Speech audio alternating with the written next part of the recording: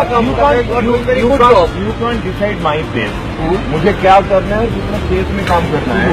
अगला जो आएगा ना आईटी से बात करना, इसको मैं मान जाऊंगा। You are doing very good job, I don't need certificate.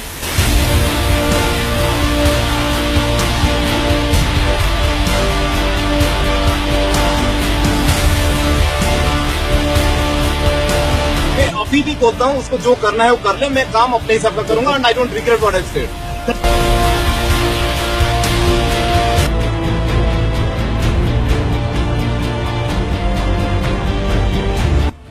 मैं उड़ीसा छोड़ा हूँ 92 में।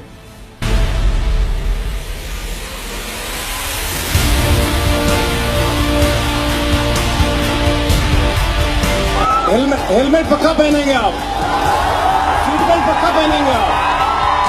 Thank you, I love you to.